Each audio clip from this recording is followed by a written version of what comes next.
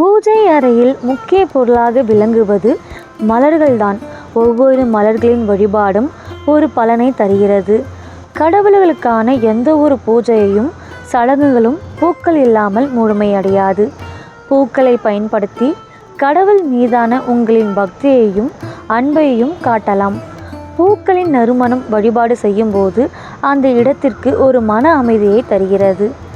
விநாயகர் சதுர்த்தி நெருங்கி வருவதால் விநாயக பெருமானுக்கு இந்த அழகான பூக்கள் மிகவும் பிடிக்கும் என்பதால் பூஜையில் நீங்கள் பயன்படுத்தும் ஒவ்வொரு மலரின் வழிபாடும் வேண்டுதல்களை நிறைவேற்றும் என பல தகவல்களை நம்மிடம் பகிர்ந்துள்ளார் விழுப்புரம் மாவட்ட அர்ச்சகர் பாஸ்கர். நம பார்வதி பதையே அரகர மகாதேவா.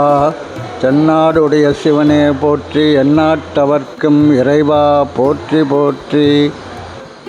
வணக்கம். அருள்மிகு அமராவதி விநாயகர் ஆலய அர்ச்சகர் ராமபாஸ்கர சிவம். சதுர்த்தி விழா இந்த ஆண்டு வருகிறது. செப்டம்பர் 7ஆம் தேதி சனிக்கிழமை அன்று சதுர்த்தி திதி இந்த ஆண்டு 2 முறை 2 பட்டு வருவதால் சில இடத்திலே 6ஆம் தேதியும் சில இடத்திலே 7ஆம் தேதியும் நடைபெறுகிறது. பெரும்பாலும் வீடுகளிலே 7ஆம் தேதி தான் நடத்த வேண்டும். சில ஆலயங்களில் 6ஆம் தேதி நடைபெறும் என்பதை தெரிவித்துக் கொள்கிறேன்.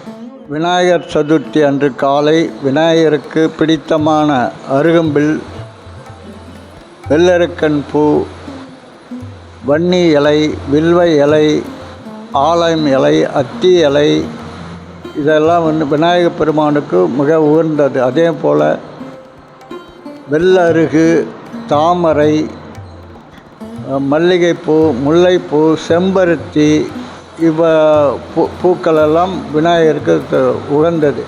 21 வகை பூக்களும் 21 வகை பத்திரங்கள், அதாவது பத்திரங்கள் என்றால் வில்வம், வன்னி அந்த மாதிரி, ஆல இலை, அரச இலை, புரசு இலை இதெல்லாம் விநாயகர் பெருமானுக்கு மிக மிக முக்கியமானது.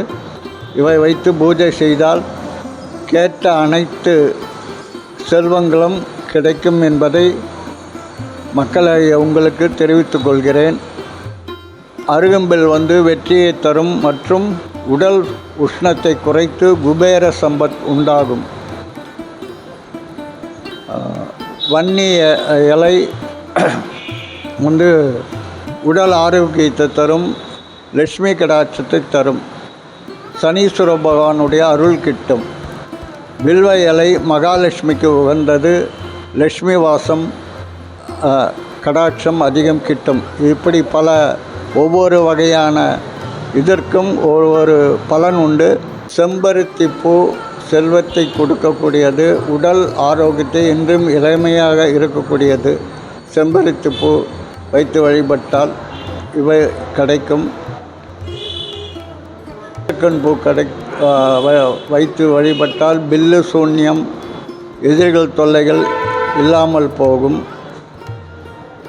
தாமரைப்பூ வைத்து வழிபட்டால் செல்வ கடாட்சம் உண்டாகும்.